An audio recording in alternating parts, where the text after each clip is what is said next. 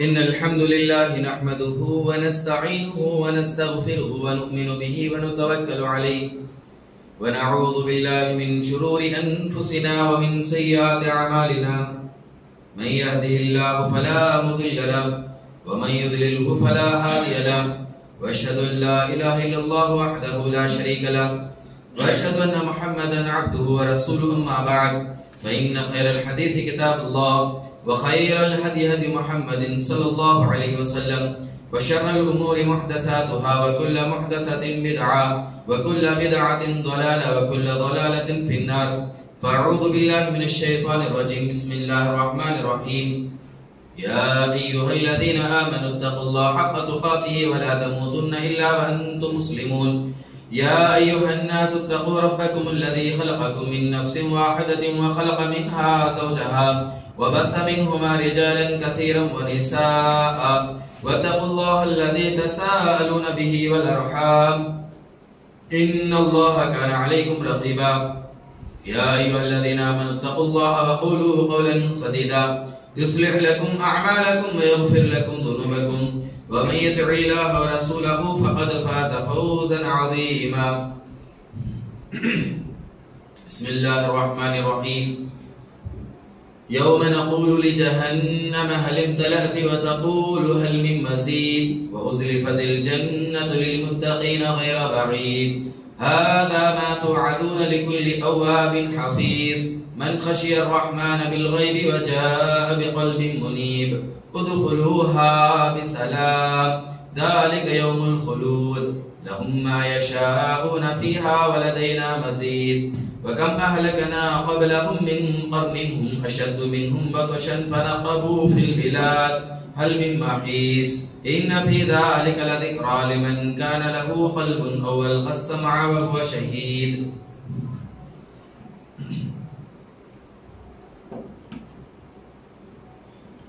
అనంత కరుణామయుడు అపార కృపాశీలుడైన అల్లాహ్ పేరుతో ప్రారంభిస్తున్నాను.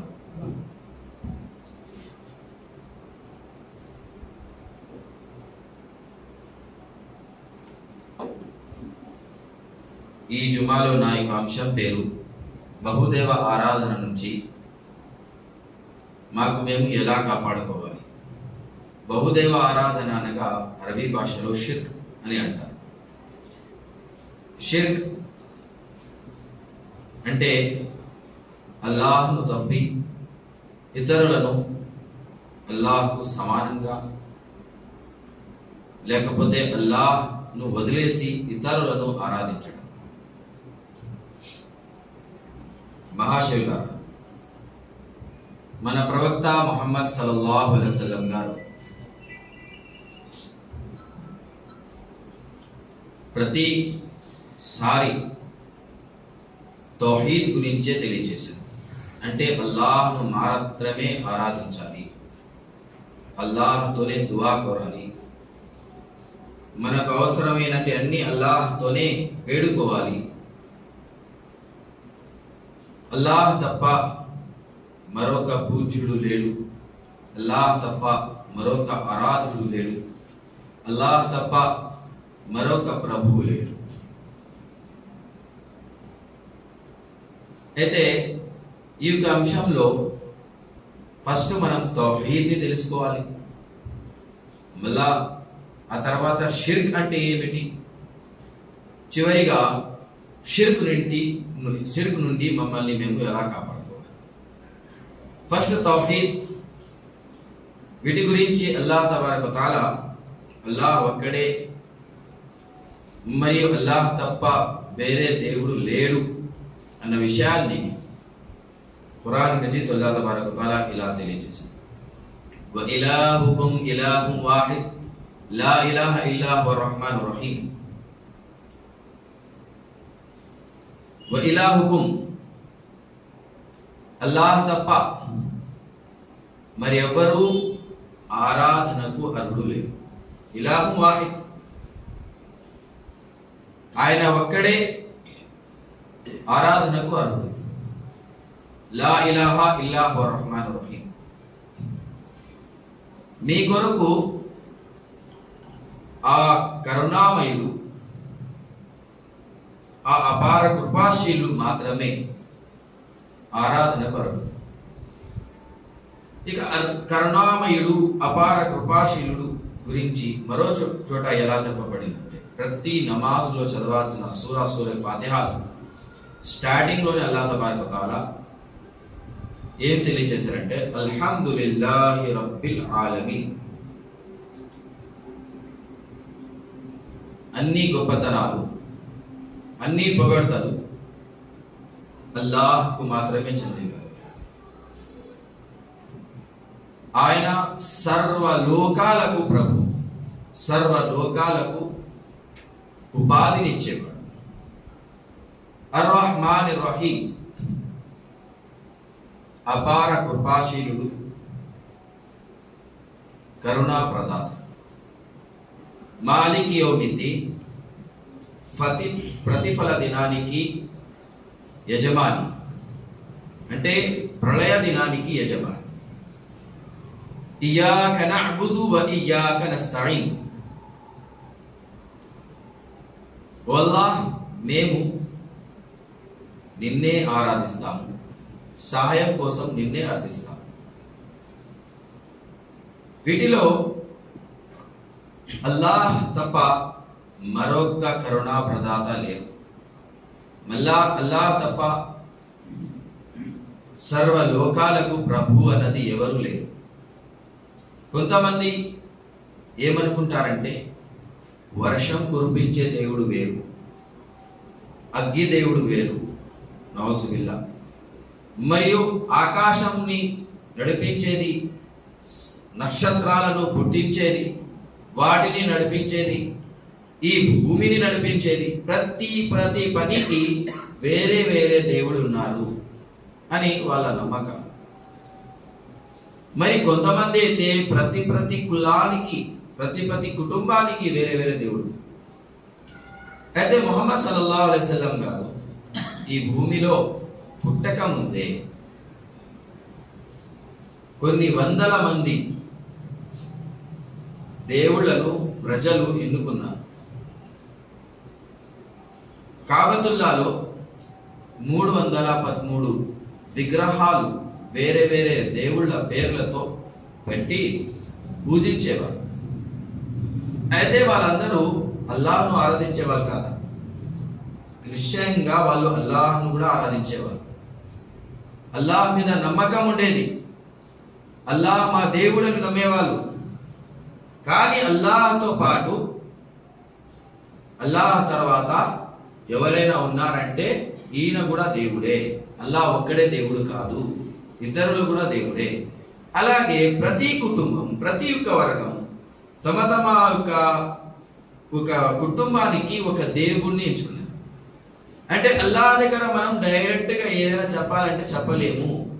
మన దేవుడు ఆ పెద్ద దేవుడైన అల్లాహ్ను చెప్తాడు అని ఈ విధంగా కొలుచుకున్నారు.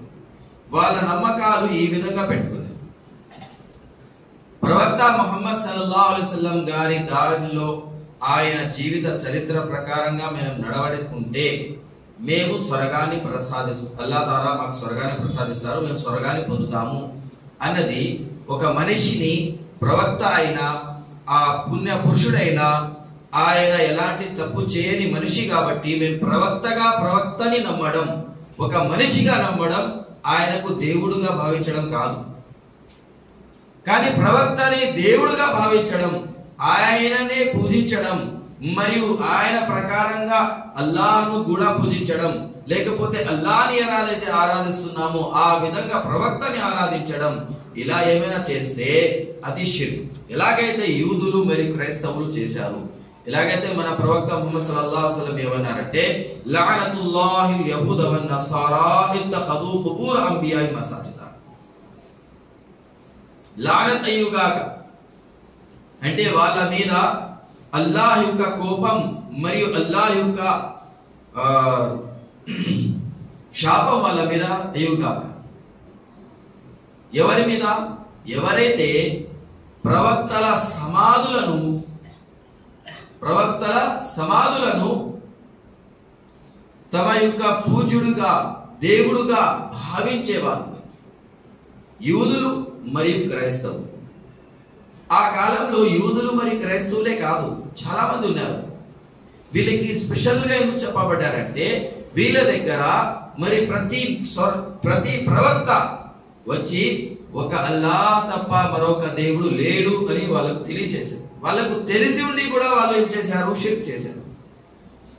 దర్గా దగ్గర వెళ్ళి, సమాధి దగ్గర వెళ్ళి, ప్రవక్తల సమాధి దగ్గర వెళ్ళి ఆ సమాధిని సజ్దా చేయడం, ఆ సమాధి చుట్టూ తవాఫ్ చేయడం, తిరగడం, మరి ఆ సమాధినే దేవుడిగా భావించడం, లేకపోతే ఆ సమాధిలో ఉండే మనిషిని దేవుడిగా భావించడం. ప్రతి ప్రవక్తను అల్లాహ్ తబారక వ తఆలా ఒక మనిషినే పంపించాడు. అయితే ముహమ్మద్ సల్లల్లాహు అలైహి వసల్లం గారు కూడా ఒక మనిషియే. ఎప్పుడైతే ముహమ్మద్ సల్లల్లాహు అలైహి వసల్లం గారు అన్నారు, నేను ఒక అల్లాహ్ తరపు నుంచి వచ్చిన ప్రవక్తను, అల్లాహ్ నాకు ప్రవక్తగా మీకోసం పంపించాడు, అల్లాహ్ యొక్క ఆదేశం, అల్లాహ్ యొక్క గ్రంథం ఖురాన్ నా కొరకు అవతరింప జరిగింది, మీరు అల్లాహ్ను మాత్రమే ఆరాధించండి, ఈ విగ్రహాలను మరియు ఈ సమాధులను కోల్చకండి, వీటిని దేవుడుగా భావించకండి, ఇవి మీ మాటలు వినరు మరియు మీ కోరికలు తీర్చలేదు. వాళ్ళకు వినడమే వీలు కానప్పుడు మీ కోరికలు ఎలా తీరుస్తారు? ఈ మాట, అరే మా దేవుడిని ఒక విగ్రహము, ఒక బండ రాయి, మరి మా సమాధిలో ఉన్న మా పూర్వీకులు వీళ్ళు ఎలాంటి శక్తులు లేనివారు, ఏమి చేయలేనివారని ఇంత నీహంగా మరి ఇంత నీచంగా మా దేవుడి గురించి చెప్తుంటే వాళ్ళ గురించి మేము ఎలా ఊరుకోవాలని కొంతమంది ప్రవక్త ముహమ్మద్ సల్లల్లాహు అలైహి వసల్లం గారు మరి ఆయన అనుచరులను చంపడానికి కూడా ప్రయత్నించారు. కొంతమంది అనుచరులని చంపేశారు కూడా. హజరత్ బిలాల్ రదియల్లాహు అన్హు గారికి ఒకే మాట చెప్పు, ప్రవక్త అయిన ముహమ్మద్ అని నమ్ముతున్నావా, లేకపోతే మా కులదేవుడిని దేవుడుగా నమ్ముతున్నావా, మరి అల్లాహ్ ఒక్కడే అని నమ్ముతున్నావా, ఇతరుల దేవుడు కూడా ఉన్నాడని నమ్ముతున్నావా? ఒకవేళ నువ్వు ఇలా నమ్మకపోతే, మా కులదేవుడిని దేవుడుగా నమ్మకపోతే నేను నిన్ను చంపేదాకా వదిలిపెట్టాను అని హజరత్ బిలాల్ రదియల్లాహు అన్హు గారి యజమాని ఆయన్ని ఎక్కువగా కష్టపడేవారు. ఇలాగా ఎన్నో సహాబాలను, ప్రవక్త ముహమ్మద్ సల్లల్లాహు అలైహి వసల్లం గారి అనుచరులను ఎన్నో రకరకాలుగా కష్టపెట్టేవారు.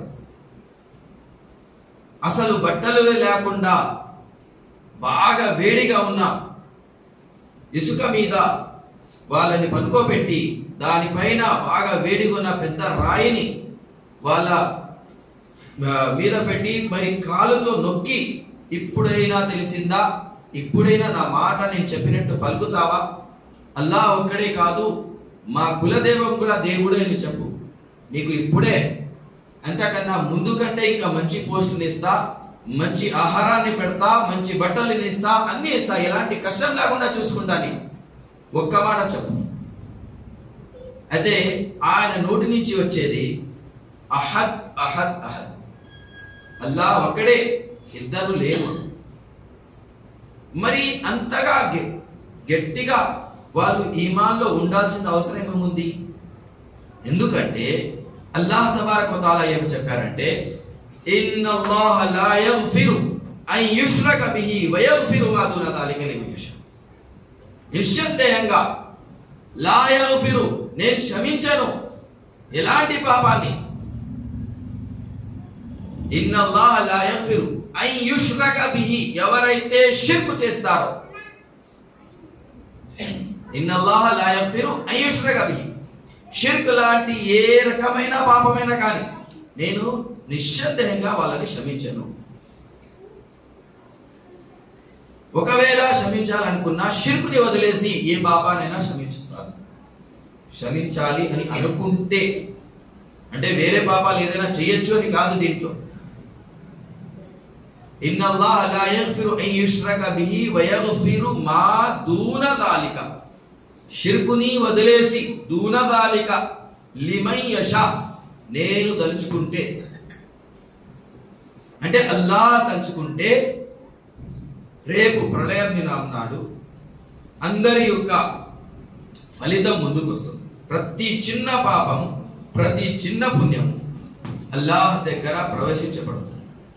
ప్రతి వ్యక్తిది పరీక్ష జరుగుతుంది. అయితే అతని జీవితమే ఓ పరీక్ష.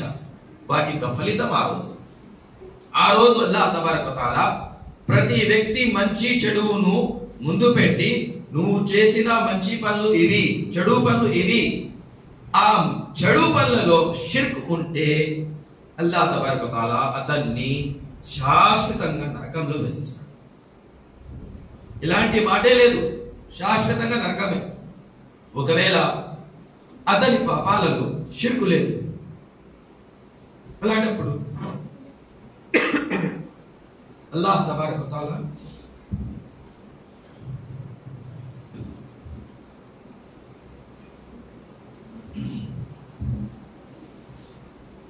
అల్లాహ్ తబారక వ తఆలా అతనికి కరుణ మరి అతని పైన తన దయ చూపించాలనుకుంటే చూపించి అతని పుణ్యాలను ఎక్కువ ఫలితాన్ని ఇచ్చి అతని పాపాలను తొలగించి స్వర్గంలో వేయచ్చు. లేకపోతే కొన్ని సంవత్సరాల కోసమో లేకపోతే కొన్ని సమయం కోసమో నరకంలో వేసి మళ్ళా అక్కడి నుంచి తీసి మళ్ళీ స్వర్గంలో వేయచ్చు. అయితే నరకాగ్ని ఏమిటి? నరకాగ్ని ఒక్క సెకండ్ కోసం భరించలేనిటి భయంకరమైన అగ్నిగుండం. అయితే నరకం అన్నది ఈ భూలోకం అంత చిన్నది కూడా కాదు. ఈ భూలోకం ఎంత ఉందో మనకు తెలియదు. నరకం అన్నది ఎలా అంటే, ఒక రాయిని అల్లాహ్ తబారక వ తఆలా కింద వేసిన తర్వాత అది 70 సంవత్సరాలు పడుతుంది అది లోతుకి వెళ్ళి తలుపురానికి. అంటే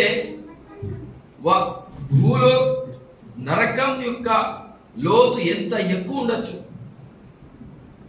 ఆ శబ్దము, రాయి యొక్క శబ్దము భూలోకం దాకా వచ్చింది. నరకం ఎక్కడుందో, ఎన్ని వేల కిలోమీటర్లు ఉందో తెలియదు.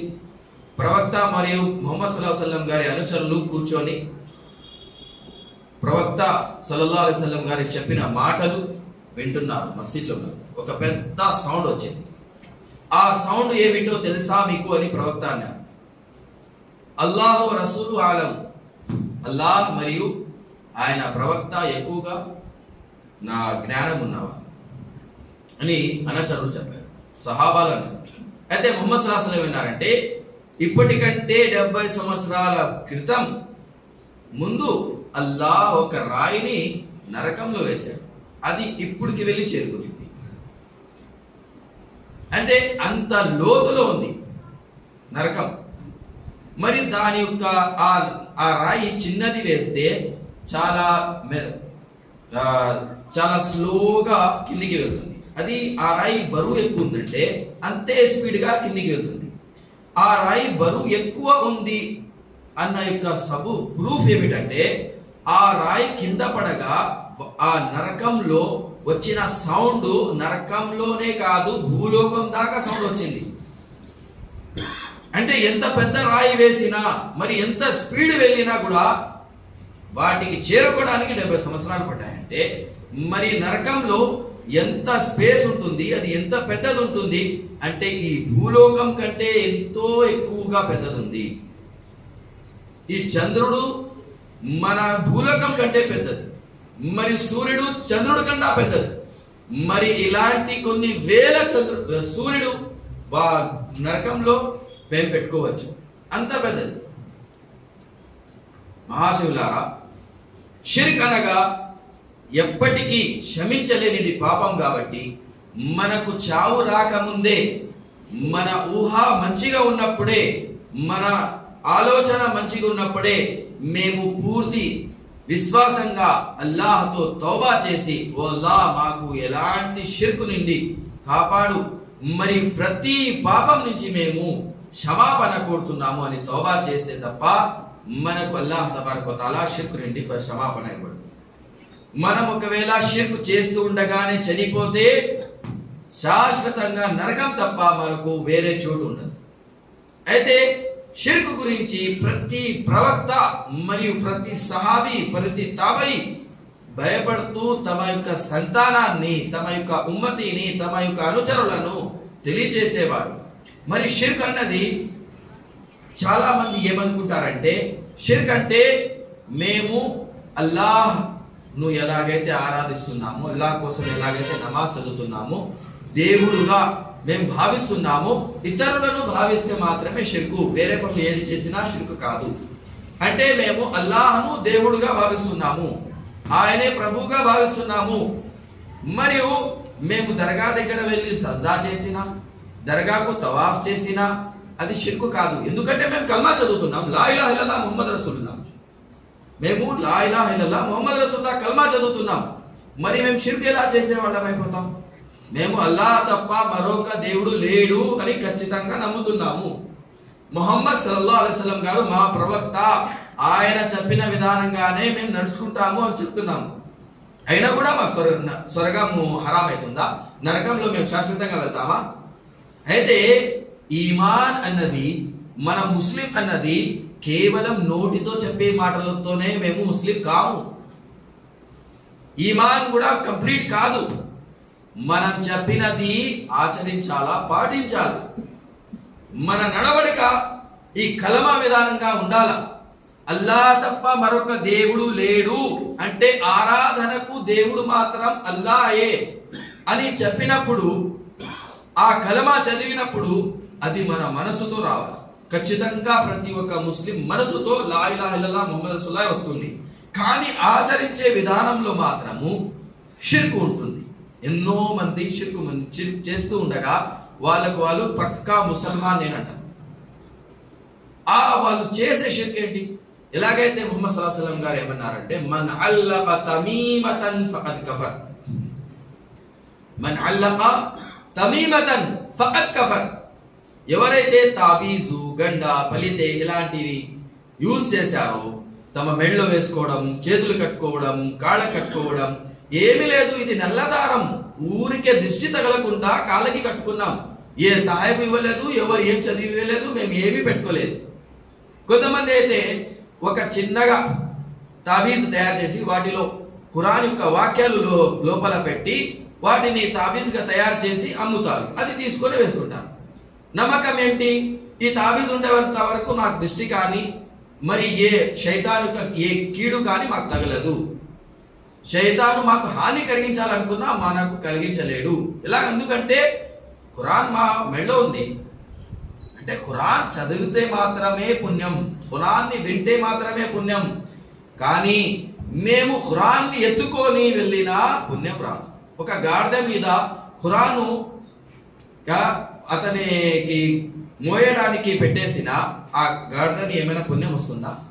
పోనీ ఆ గాడిదకి తెలుస్తుందా? తెలియదు కదా. మరి ఆ జంతువుకు పుణ్యం రానప్పుడు మనకెలా వస్తుంది?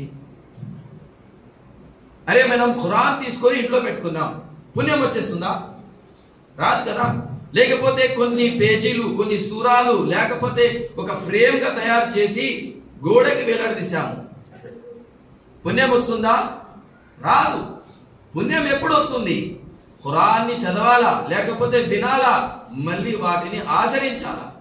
చదివినా పుణ్యమే, విన్నా పుణ్యమే, వాటిని ఆచరిస్తే ఇంకా డబుల్ పుణ్యమే.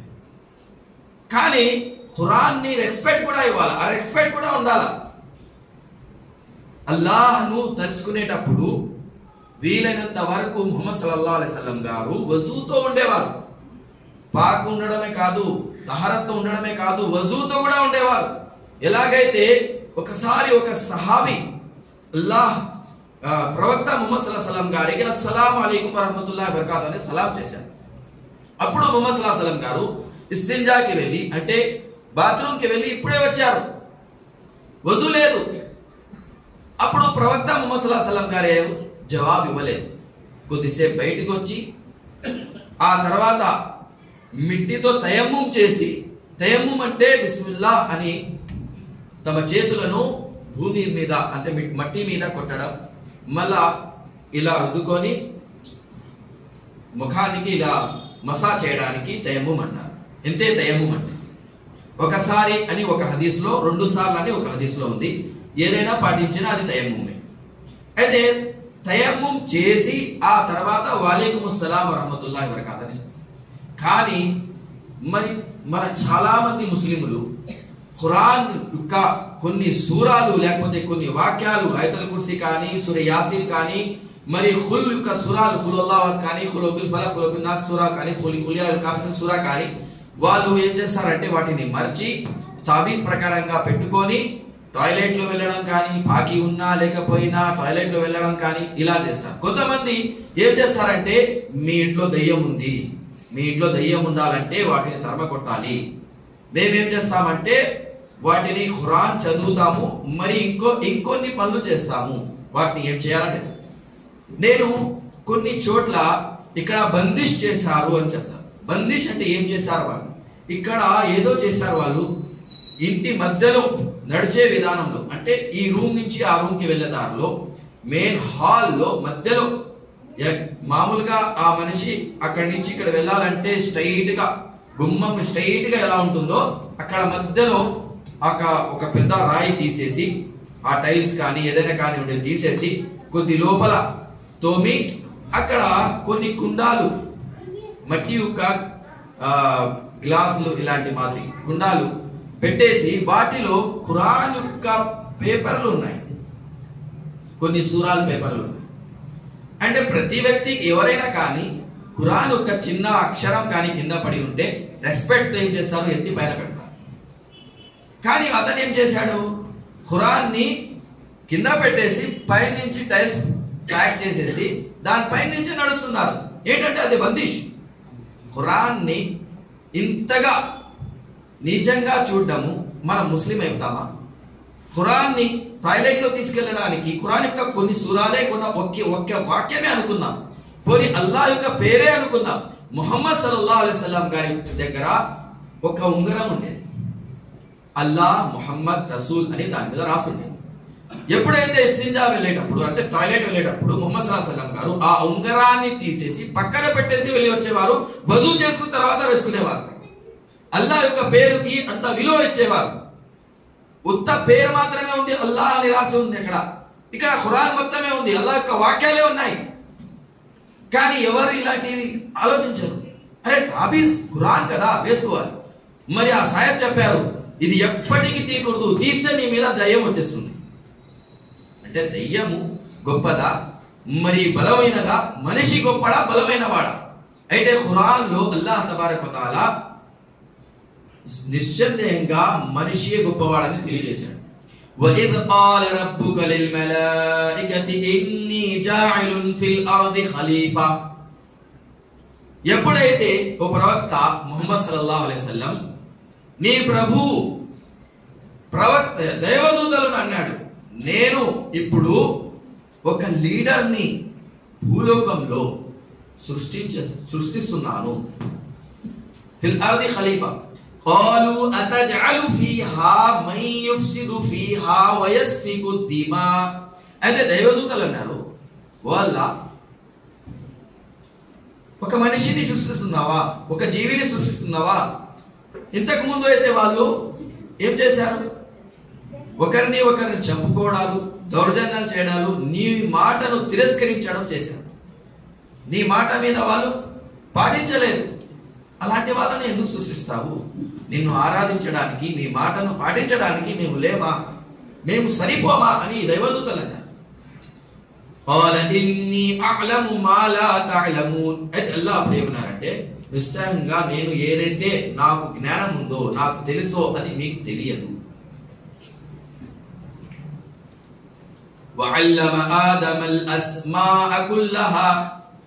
ఆ తర్వాత ఆదం అలైహిస్సలాం ని సృష్టించి ఆయనలో ప్రాణం పోసి ఆ తర్వాత జ్ఞానాన్ని ఆదం అలైహిస్సలాం ని ప్రసాదించాడు. ఆదం అంటే ఎవరు? మొట్టమొదటి వ్యక్తి, మొట్టమొదటి మనిషి,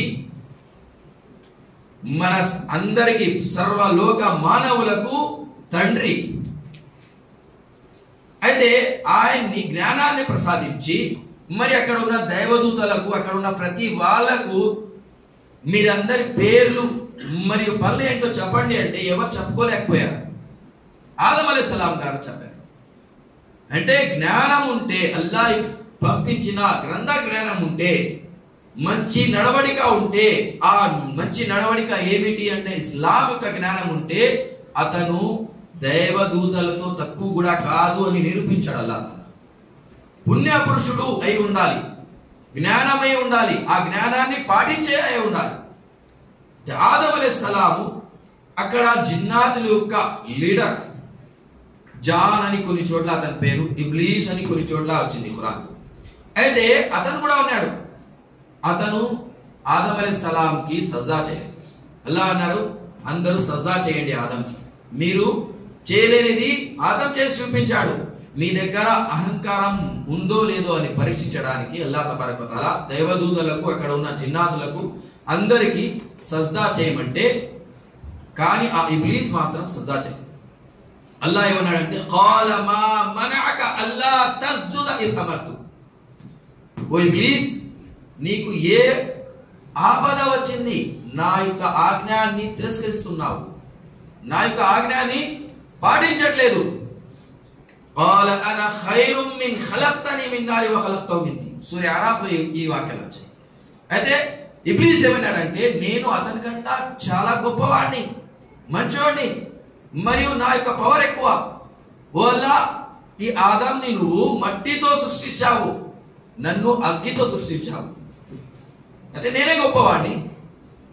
అతని యొక్క లాజిక్ ఏమిటి అనగా ముఫస్సిరీన్ ఏమన్నారంటే, లాజిక్ అంటే అగ్గి ఏదైనా కాల్చేస్తుంది, మట్టి కాల్చు ఏదైనా అందం చేయగలదా? లేదు కదా. మట్టిని వదిలేస్తే కింద పడిపోతుంది, అగ్గి కింద పడదు, పైకే ఉంటుంది, ఇంకా పైకే వెళ్తుంది అని ఏదేదో లాజిక్. కానీ అగ్గి మట్టిని ఎప్పుడు కాల్చలేదు. రాయినైనా ఎక్కువ కాల్చి అది బ్లాష్ అయిపోతుందో, కానీ మట్టిని ఎంత అగ్గి పెట్టినా ఏమీ కాదు మట్టికి. మరి అల్లాహ్ యొక్క ఆజ్ఞ అక్కడ ఉంది. అల్లాహ్ ఎప్పుడైతే ఆదంని సజ్దా చేయమన్నారో అక్కడ సజ్దా చేయాలి. ఆదం గొప్ప కాదు, అల్లాహ్ యొక్క ఆజ్ఞ గొప్పది. అల్లాహ్ చెప్పారు చేయాలి, అల్లాహ్ చేయకూడదంటే చేయకూడదు. అంటే యూసుఫ్ అలైహిస్సలాం వరకు ఒక మనిషికి సజ్దా చేయడం అన్నది అల్లాహ్ పెట్టాడు. మరి యూసుఫ్ అలైహిస్సలాం తర్వాత ముహమ్మద్ సల్లల్లాహు అలైహి వసల్లం గారి దగ్గర చివరిగా ఒక మనిషి ఇంకో మనిషికి సజ్దా చేయడం అన్నది హరాము, షిర్కు. ఎందుకంటే కొంతమంది రాజులు ఏం చేశారంటే, వాళ్ళ దగ్గర రావాలన్నా వాళ్ళ పనోళ్ళు కానీ వాళ్ళ దగ్గర వాళ్ళ సైన్యంలో ఎవరైనా వ్యక్తి కానీ రాజు దగ్గర రావాలంటే ఆదాం యొక్క సలాం చేయాలి. ఏమిటి? అక్కడ గేట్ దగ్గర నుంచే వాళ్ళ సంస్థలో వచ్చేటప్పుడు గేట్ దగ్గర నుంచే నుంచోని సలాం చేసుకుంటూ రావాలి. మరి తిరిగి వెళ్ళకూడదు. రాజుకు తిరిగితే అతనికి అవమానించనని ఎలాగైతే సలాం చేసుకుంటూ వచ్చావో అలాగే కాళ్ళను వెనక్కి వేసుకుంటూ సలాం చేసుకుంటూనే చివరి దాకా వెళ్ళి అక్కడి నుంచి తిరిగి వెళ్ళాలి. ఎక్కడ దాకా? రాజుకు నువ్వు ఇంకా కనపడవు అంటే నువ్వు తిరిగి వెళ్ళాలి. నీ వీపును రాజును చూపించావంటే అతన్ని నువ్వు కోపం తెప్పించినట్టే. ఈ విధంగా వాళ్ళు ఏం చేశారంటే ఈ అమల్ని షిర్క్లా మార్చారు. అంటే ఈ విధంగా గొప్పతనాలుగా పొందడానికి అల్లాహ్ తప్ప మరెవరు లేరు. ఒక మనిషికి ఇలాంటి గొప్పతనాలు ఉండకూడదు. అందుకని అల్లాహ్ తబారక వ తఆలా సజ్దా కేవలం అల్లాహ్కు మాత్రమే, నాకు మాత్రమే అని క్లియర్ చేసేసాడు. ప్రతి ప్రవక్త ద్వారా తెలియజేశాడు. అల్లాహ్ తబారక వ తఆలా తెలియజేసిన తర్వాత కూడా అల్లాహ్ అప్పుడు చేయాలి అన్నా చేయలేదు, ఇప్పుడు చేయకూడదు అంటే మేము చేస్తున్నాం. అప్పుడు ఇబ్లీసు సజ్దా చేయాలి అంటే చేయలేదు కాబట్టి ఫఖ్రుజ్ ఇన్నక మినస్ సాగిరీన్ అన్నాడు అల్లాహ్ తాలా. నువ్వు ఇంకా ఇక్కడ ఎందుకు లేవు, చాలా నీచమైన వాడు అయిపోయినావు, నువ్వు నా ఆజ్ఞను తిరస్కరించావు, ఇక్కడి నుంచి వెళ్ళిపో అని స్వర్గం అతని మీద హరాం అయిపోయింది. ఇప్పుడు ఎప్పటికీ అతను స్వర్గం కానీ మరియు మొదటి ఆకాశం పైకి వెళ్ళడం కానీ చెయ్యలేడు. మరి ఇప్పుడు సజ్దా చేయడం మనకు హరాం ఉంది. ఇప్పుడున్న ఆజ్ఞ ఏమిటి అంటే కొన్ని వేల సంవత్సరాల ముందు నుంచి ఆజ్ఞ ఏముంది? సజ్దా అన్నది అల్లాహ్కు మాత్రమే. ఎలాంటి ఆరాధన అయితే మేము చేస్తున్నామో అల్లాహ్కు, అవి అల్లాహ్కు మాత్రమే చేయాలి. మనకు సంతానం కావాలంటే అల్లాహ్నే వేడుకోవాలి. మనకు ఏ దువా వేడుకోవాలనుకున్నా అల్లాహ్నే వేడుకోవాలి. మరి మన దువాని వినే శక్తి అల్లాహ్కు మాత్రమే ఉంది. మరి సమాధిలో ఉండే వ్యక్తి మన దువా ఎలా వినగలడు? అతను బ్రతుకున్నప్పుడు కొంచెం దూరం ఉంటే మేము మెల్లగా మాట్లాడుకుంటే అక్కడున్న వ్యక్తికి ఇక్కడ మెల్లగా మాట్లాడుకునే వ్యక్తుల మాట వినపడదు. కానీ అల్లాహ్ తబారక వ తఆలా యొక్క ఎంత సూపర్ పవర్ అంటే, నల్ల రాత్రిలో మబ్బుల మేఘాలు ఉన్నప్పుడు బాగా వర్షంతో వచ్చే మేఘాలు చాలా మబ్బుగా వచ్చేస్తాయి, పగలే మబ్బు వచ్చేస్తుంది.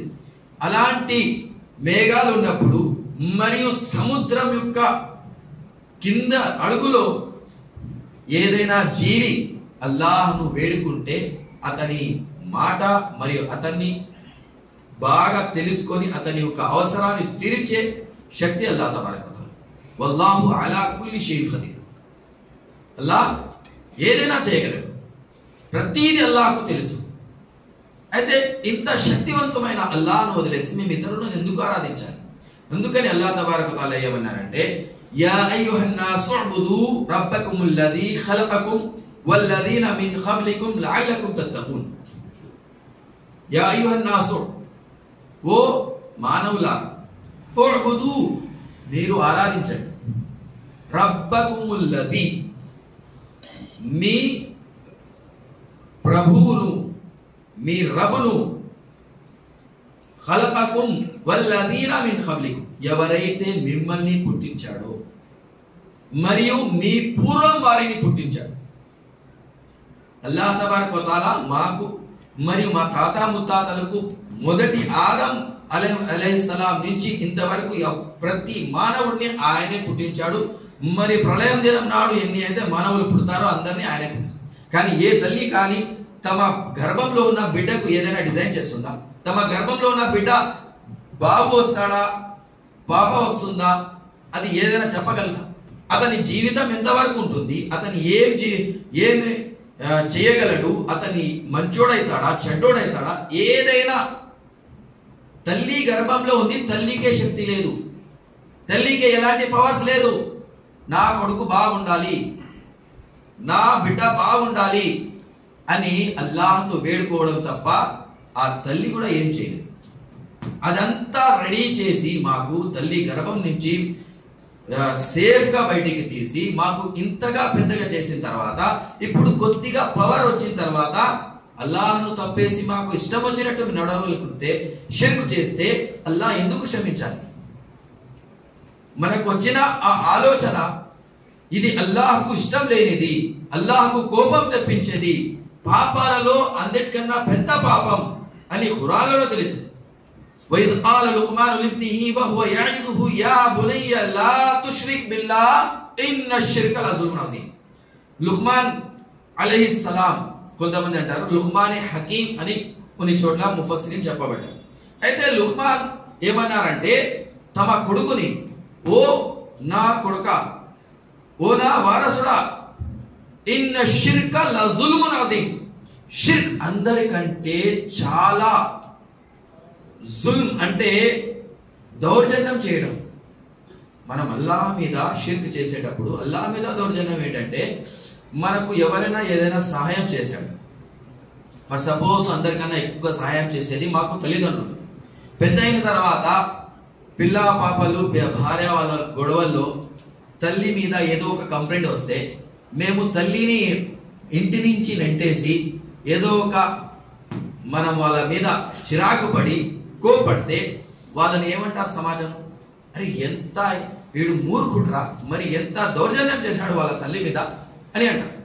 తల్లి ప్రేమ కంటే 70 రేట్లు ఎక్కువగా ప్రేమించే ఆ అల్లాహ్, సర్వ లోకాలకు సృష్టించిన అల్లాహ్, మా కోసం చంద్రుడిని సూర్యుడిని సృష్టించిన అల్లాహ్, మాకు జీవితాన్ని ప్రసాదించిన అల్లాహ్, మా తల్లిదండ్రుల మీద మాపై ప్రేమను వాళ్ళ మనసులో పెట్టిన అల్లాహ్ మేము తిరస్కరించి ఆయన కాకుండా ఇతరులను మేము ఆరాధిస్తూ లేకపోతే ఇతరులను ఆయనకు సమానంగా పెడితే ఆయనకు కోపం రావడం న్యాయమా కాదు? ఎలాగైతే అల్లాహ్ తబారక వ తఆలా సూరా ఇఖ్లాస్ లో ఈ తౌహీద్ గురించి, షిర్క్ గురించి నిశ్చయంగా తెలియజేశాడు. ఖుల్ హువల్లాహు అహద్, అల్లాహ్ ఒక్కడే, అల్లాహ్ అద్వితీయుడు, అల్లాహు సమద్, అల్లాహ్ నిరపేక్షపరుడు, ఎవరి అవసరం, ఎవరి సహాయం లేనివాడు, ఆయనకు అవసరమే లేదు ఎవరి సహాయం. అద్వితీయుడు, లం యలిద్ వలం యూలద్, ఆయన ఎవరితో జన్మించలేదు, మరియు ఆయనకు ఆయన సంతానం కూడా ఎవరు లేరు. అంటే ఆయనకు తల్లిదండ్రులు కానీ పిల్లలు కానీ ఎవరు లేరు. అప్పుడు తల్లిదండ్రులే పిల్లలే లేనప్పుడు సిస్టర్ బ్రదర్స్ ఇలాంటివి ఏమైనా ఉంటాయా? వాటి కోసం ఏం కావాలి? మనం జన్మించాలి. మనం జన్మించినప్పుడు మనతో పాటు జన్మించిన వాళ్ళు, మరి మా నాన్నతో జన్మించిన వాళ్ళు, ఒకే తల్లి కడుపులో పుట్టిన వాళ్ళు, మా అమ్మతో పాటు ఒకే తల్లిలో పుట్టిన వాళ్ళు, మా అమ్మ సిస్టర్ బ్రదర్స్, మా అమ్మకు అమ్మ నాన్నలు, మాకు అమ్మ నాన్నలు, మా నాన్నకు అమ్మ నాన్నలు, ఇలాంటి కుటుంబం తయారైతుంది. అసలు జనమే లేదు అల్లాహకు. జన్మ ఇచ్చే వాళ్ళు ఒకవేళ ఉంటే, అల్లాహ్ యొక్క నౌజుబిల్లా ఒకవేళ ఉంటే అల్లాహ్ యొక్క ఫ్యామిలీ కూడా, వాళ్ళు కూడా దేవుళ్ళు అయిపోతారు. కానీ అల్లాహకు ఫ్యామిలీయే లేదు. అల్లాహ్ నిరపేక్షపరుడు. అల్లాహ్ ఒంటరివాడు అయి ఉన్నా కూడా అద్వితీయుడు, ఎవరి అవసరమే లేదు ఆయనకు. వలం యకుల్ లహు కుఫువన్ అహద్, ఆయనకు సరి సమానులు ఎవరూ లేరు. ఇంత నిశ్చయంగా తెలియజేసినప్పుడు మేము అన్ని మన మనసులో వచ్చినది కోరికలు అల్లాహ్తోనే వేడుకోవాలి. అదే మనకు ప్రతి సూరాలో ప్రతి నమాజ్లో ఏం చేస్తున్నాము? ఇయ్యాక నఅబుదు వ ఇయ్యాక నస్తఈన్. అల్లాహ్ మేము నిన్నే ఆరాధిస్తాము, నిన్నే అర్థిస్తాము, నీతోనే దువా చేస్తాము. ఏదైనా కానీ వేడుకోవాలంటే నిన్నే వేడుకుంటాము. అలా మేము సాక్ష్యం చెప్తేనే మేము విశ్వాసులము. ఆ విధంగా మేము మన నడవడికడ పెట్టుకుంటే, మనం తౌహీదును నిలకడగా ఉంటేనే అల్లాహ్ను మేము ఆరాధించే వాళ్ళము. అల్లాహ్ తప్ప ఎవరిని ఆరాధించకుండా షిర్క్ చేయకుండా ఉండేవాళ్ళం. అయితే వీటి నుంచి షిర్క్ నుండి కాపాడుకోవాలన్నది ఇంతదాకా చెప్పిన వాటిలోనే ఉన్నాయి. మనము తాబీజులు కానీ ఈ గండాలు కానీ వేడి కానీ వేడుకోవాల్సిన అవసరం లేదండి. సర్వలోకాలకు నడిపించే ఆయన ఆజ్ఞ లేనిది ఈ గాలి నడవదు, ఒక ఆకు కూడా కదలదు, ఏ వ్యక్తి కదలలేడు. మనిషి ఎన్నో ఆలోచనలు ఉంటారు. ఒకసారి కోపం వస్తే నేను అది చేసేస్తా ఇది చేస్తా అనుకుంటాడు. కానీ కొద్ది రోజులకే తన మనసు మారి వాళ్ళనే ప్రేమిస్తాడు. ఒకసారి మనిషి వీళ్ళతో నేను ఎంత స్నేహంగా ఎంత ప్రేమిస్తున్నానంటే నా భార్యకు, నా పిల్లలకు, నా అమ్మానాలకు నేను వదిలేను, నేను బ్రతకలేను అంటాడు. కొద్ది రోజుల తర్వాత వాళ్ళనే అసహించుకుంటాడు. అతని మనసు ఎవరు మార్చారు? అతను చేసే పనుల మీద అల్లాహ్ను అతని మనసును మార్చేశాడు. అతను చేసే విధానాన్ని, అతను చేసే నడవడికని బట్టి అల్లాహ్ తబారక వ తఆలా అతని మనసుని మార్చేస్తూ ఉంటాడు. ప్రతి మనిషి యొక్క మనసు అల్లాహ్ యొక్క 2000 మధ్యలో ఉన్నాయి. ఏదైనా చేయగలడు ఆయన, శక్తివంతుడైన అల్లాహ్ను మేమేం చేయాలంటే, మనకు ఒక కస్టమర్ రావాలన్నా వాళ్ళ మనసు మారి మా దగ్గర రావాలా. వాళ్ళ మనసు మారాలంటే అల్లాహ్ తలుచుకోవాలా. మనం నమాజ్ వదిలేసి మన అంగడినే మేము ఎక్కువ విలువిస్తున్నాము, మన బిజినెస్ నే విలువిస్తున్నాము అంటే మనకు నమ్మకం లేదు. అంటే ఇప్పుడు మేము క్లోజ్ చేసుకుంటే నమాజ్ టైంలో, లేకపోతే ఏదైనా అరేంజ్మెంట్ చేసుకుంటే మనం అక్కడ లేకపోతే కస్టమర్ వెళ్ళిపోతాడేమో అని ఆలోచన రావడం కూడా అల్లాహ్ మీద మేము శంకించినట్టే, డౌట్ చేసినట్టే. ఇలా డౌట్ చేయకూడదు అల్లాహ్ మీద. అల్లాహ్ మాకు నమాజ్ చదవాలి అన్నాడు, మేము నమాజ్ చదవాలా. ఫజర్ తర్వాత నిద్రపోకండి అని ప్రవక్త చెప్పారు. మీరు అల్లాహ్ యొక్క ఫజల్ని వెతకండి, మీరు సంపాదన కోసం వెళ్ళండి, ఏదో ఒక చేయండి.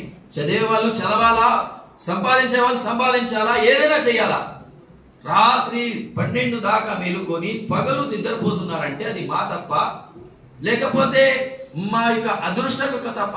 అదృష్టం అంటే అల్లాహ్ రాసిన తలరాత, ఏది కాదు, అది మన తప్పే. మనం అల్లాహ్ చెప్పిన విధానాన్ని, మరి ప్రవక్త సల్లల్లాహు అలైహి వసల్లం చెప్పిన విధానాన్ని నడుచుకోవాలి. అయితే చివరిగా షిర్కు నుంచి మేము కాపాడుకోవాలంటే ఫస్ట్ గా ఈ దర్గాలు కానీ, దర్గాల్లో ఉండే బాబాలు కానీ, కొంతమంది ఏమంటారంటే ఇంట్లో వెళ్ళగానే దయ్యం ఉంది, లేకపోతే ఎవరికైనా కొన్నిసార్లు ఏమవుతుందంటే నిజంగానే దయ్యం పట్టి ఉండొచ్చు.